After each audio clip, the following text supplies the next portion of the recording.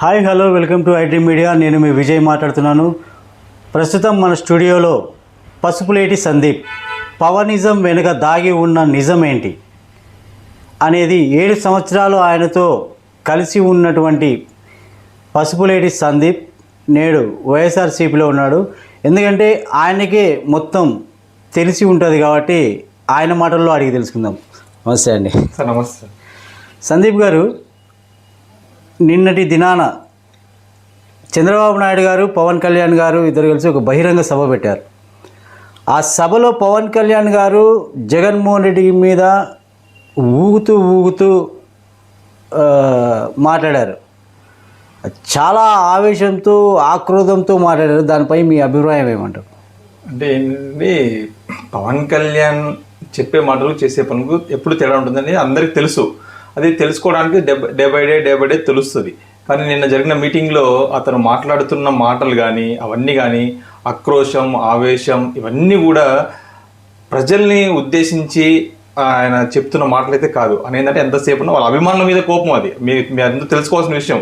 పవన్ కళ్యాణ్కి కాపుల మీద ఉన్న కోపం, అభిమానులు ఉన్న కోపంని బయట చూపించుకోలేక జగన్మోహన్ రెడ్డి గారి మీద చూపిస్తున్నాడు ఆయన. అంతే అంటారు. అంతే. కాపులు ఎటువైపు ఉన్నారంటారు? కాపులకు ఖచ్చితంగా వైఎస్ఆర్ కాంగ్రెస్ పార్టీ వైపే ఉన్నారు. ఎందుకంటే ఆ రోజు నేను పవన్ కళ్యాణ్ని దగ్గరుండి చూసినప్పుడు కూడా 2019లో పవన్ కళ్యాణ్ టీడీపీని ఓడిద్దాం, నాకు ఓటేయండి అన్నారు. కానీ కాపులు స్పష్టంగా పవన్ కళ్యాణ్కి ఓటేయలేదు. ఆ రోజు వైఎస్ఆర్ కాంగ్రెస్ పార్టీకి వేశారు. ఈరోజు ఖచ్చితంగా టీడీపీ అనేది ఖచ్చితంగా కాపులకి ఎప్పుడు కూడా నచ్చని పార్టీ. అలాంటి పార్టీకి పవన్ కళ్యాణ్ ఓటు వేయండి అని చెప్పినప్పుడు ఖచ్చితంగా ఆ ఓటు అక్కడ ట్రాన్స్ఫర్ అవ్వదు. 2000% కూడా అది వైసీపీకి ట్రాన్స్ఫర్ అవుతుంది.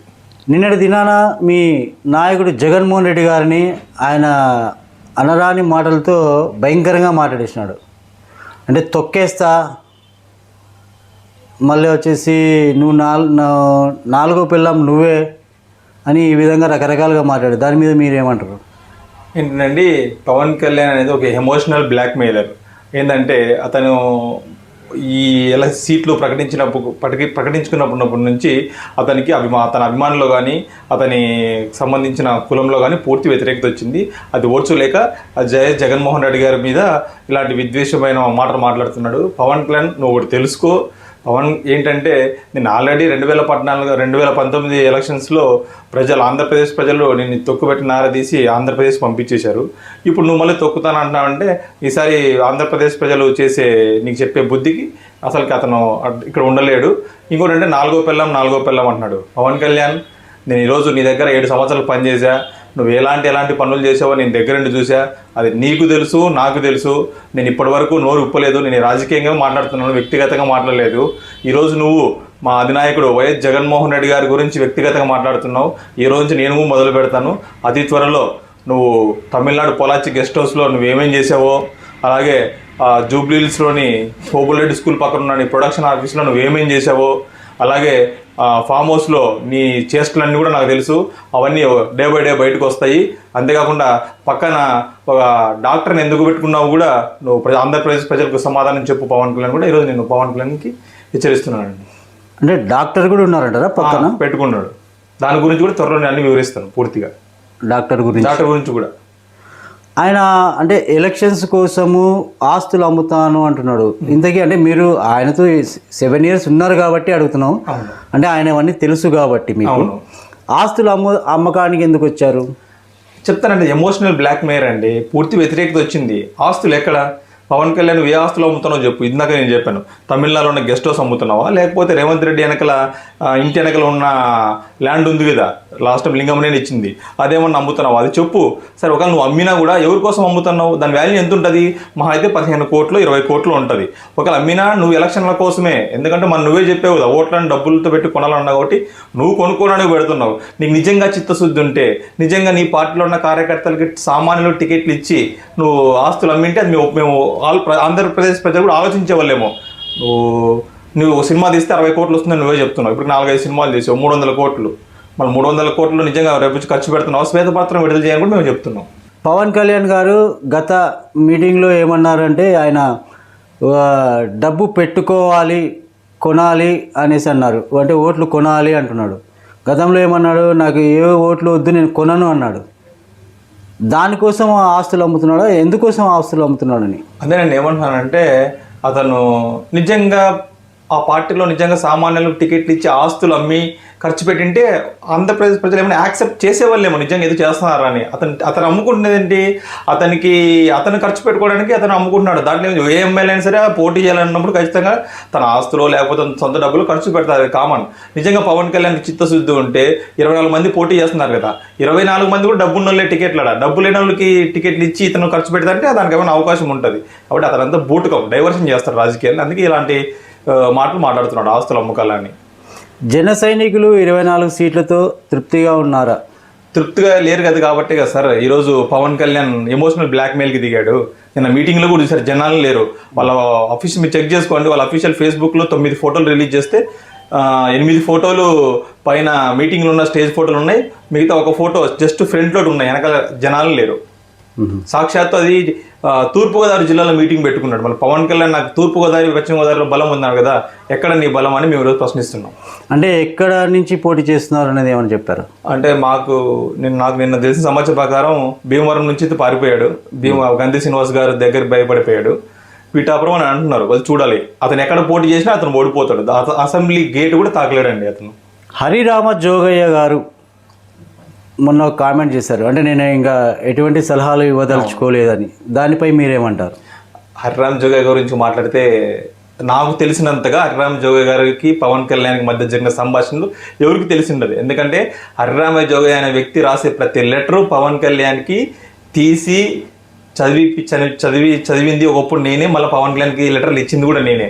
ఒకప్పుడు పవన్ కళ్యాణ్ సాక్షాత్ నాతో అన్నాడు, ఎన్ని చదవాలయ్యా ఈ ముసులోని లెటర్లు అని ఒకప్పుడు పవన్ కళ్యాణ్ అన్నాడు. అంతేకాకుండా ఇదే పవన్ కళ్యాణ్ కాపు సంక్షేమ సేన అని హరిరామ్ జోగయ్య గారితో పెట్టించింది అతనే, తన స్వార్థ ప్రయోజనాల కోసం. దాని కమిటీలు వేయించింది పవన్ కళ్యాణే. ఈ రోజు అదే హరిరామ్ జోగయ్యని సలహాలు ఇవ్వద్దంటున్నారు పవన్ కళ్యాణే. ఒక్కసారి అర్థం చేసుకోండి, సాక్షాత్తు కాపు కులానికి చెందిన హరిరామ జోగయ్య లాంటి ఒక రాజకీయ ఉద్దందున్నే పవన్ కళ్యాణ్ వాడుకొని వదిలేశాడు. కాబట్టి వాళ్ళ కార్యకర్తలు కానీ వాళ్ళ సానుభూతి పరులను వదిలేయడం పెద్ద లెక్కే కాదు పవన్ కళ్యాణ్ కూడా మేము ఈరోజు తెలియజేస్తున్నాను.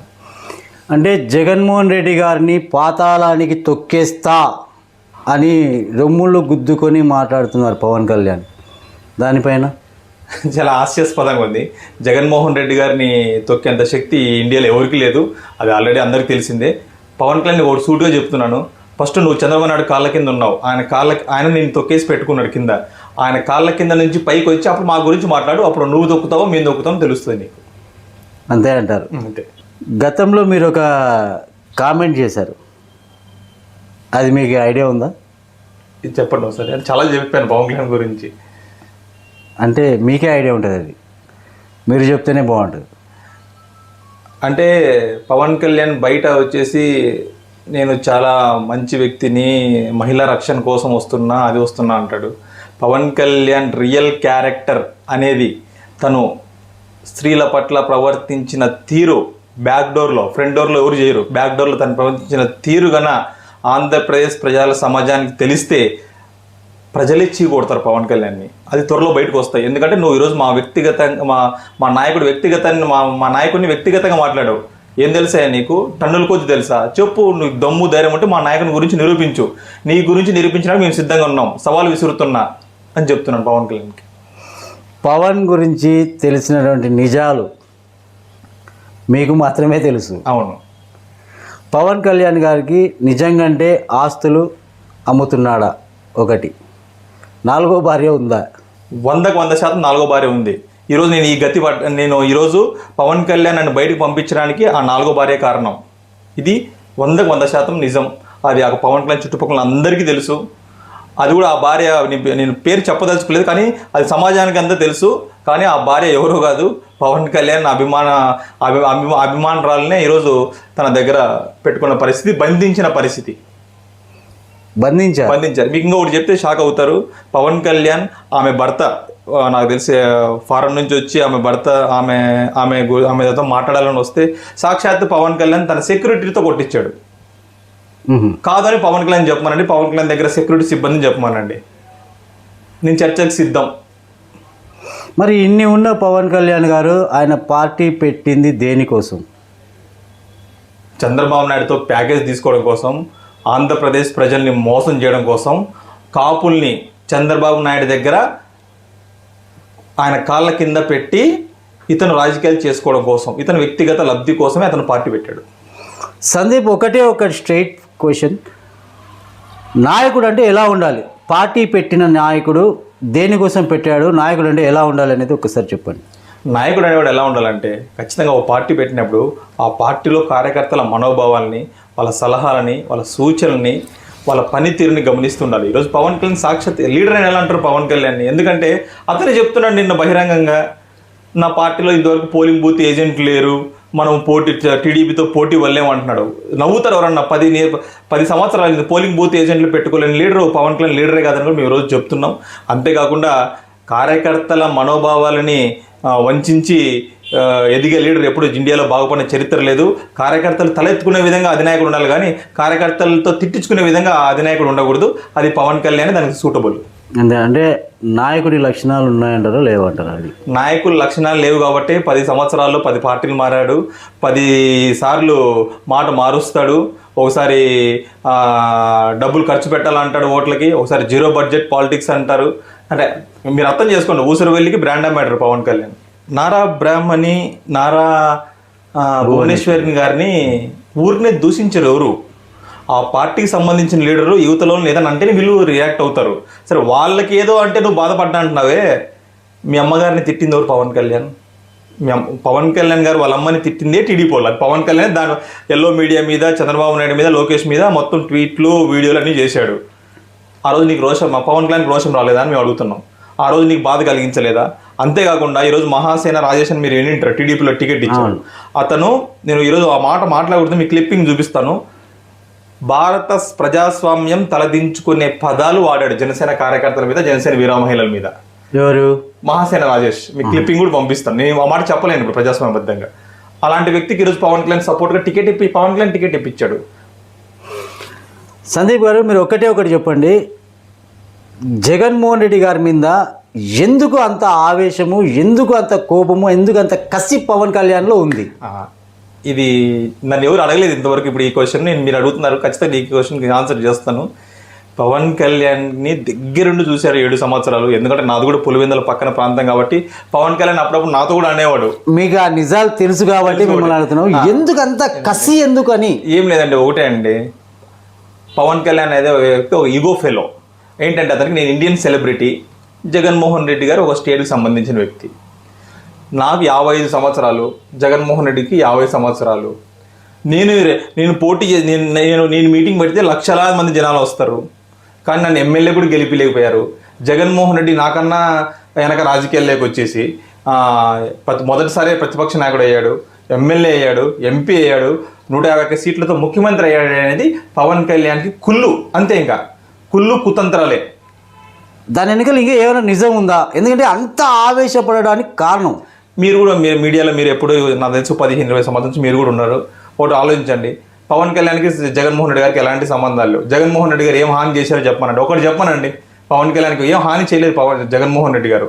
అతనికల్లా ఒకటే, జగన్మోహన్ రెడ్డి అనే వ్యక్తి మీద కక్ష సాధింపు చర్య. అది ఎందుకు ఆ కక్ష? అదే, ఈయన చిన్న స్థాయి నుంచి పెద్ద స్థాయికి ఎదిగాడు జగన్మోహన్ రెడ్డి. నేను ఎదగలేకపోతున్నాను, నన్ను ఎవరు పట్టించుకోరు, ప్రజలు నన్ను స్వీకరించట్లేదు రాజకీయాల్లో, జగన్మోహన్ రెడ్డి ఏం చేసినా ప్రజలు జై కొడుతున్నారు అనేది అతనికి అసూయ. అంతే.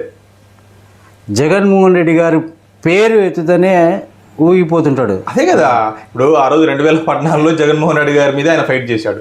2019లో కూడా టీడీపీని ఒక పక్క తిడతాకు మళ్ళీ అదే డూప్. అంతే, మా జగన్మోహన్ రెడ్డి గారి మీదే అన్నాడు. మళ్ళీ ఇప్పుడు జగన్మోహన్ రెడ్డి గారి గురించి మాట్లాడతానంటే అతనికి జగన్మోహన్ రెడ్డి గారు అంటే కుళ్ళు, కుతంత్రం, అసూయ. అలాంటి వాళ్ళు ఎంతమంది, పవన్ కళ్యాణ్ వాళ్ళు 1000 మంది వచ్చినా కూడా జగన్మోహన్ రెడ్డి గారిని ఏం చేయలేరు. మీకు బెస్ట్ ఎగ్జాంపుల్ చెప్తాను సార్. పవన్ కళ్యాణ్ అనే వ్యక్తి రాజ్యాంగాన్ని ఎంత తుంగలో తొక్కుతాడో నేను చెప్తాను. ఏంటంటే, నిన్నేమన్నాడు, సొంత బాబాయిని జగన్ గారు చంపించాడు అని అతనే అన్నాడు. మీరు కూడా చూశారు మీడియాలో. ఇదే విషయాన్ని నేను రిలేట్ చేస్తూ ఒక విషయం చెప్తాను.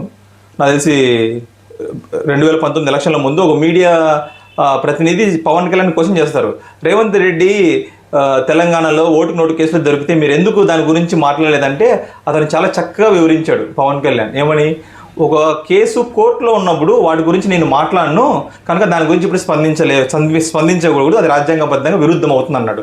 మళ్ళీ ఈరోజు వివేకానంద రెడ్డి గారి మర్డర్ కేసు కూడా కోర్టులోనే ఉంది కదా సార్. మళ్ళీ అలా ఆ పాయింట్ ప్రకారం పవన్ కళ్యాణ్ ఈరోజు ఒక సంబంధం లేని వ్యక్తిని నిందితుడిగా మాట్లాడకూడదు కదా. అంటే పవన్ కళ్యాణ్ వ్యక్తి తన అవసరాల కోసం ఏవైనా మాటలు చెప్పుతాడు. అది మనం ఇంతకుముందు అందరికి తెలుసు, కొద్ది నెలల కిందట మాలాంటి వాళ్ళకి తెలుసు, దగ్గరున్న వాళ్ళకి, ఇప్పుడు వాళ్ళ కార్యకర్తలకే తెలుస్తుంది. అంటే పవన్ కళ్యాణ్ గారు జగన్మోహన్ రెడ్డి ఎదుగుదలను ఓర్వలేక మాట్లాడుతున్నారు అంతే.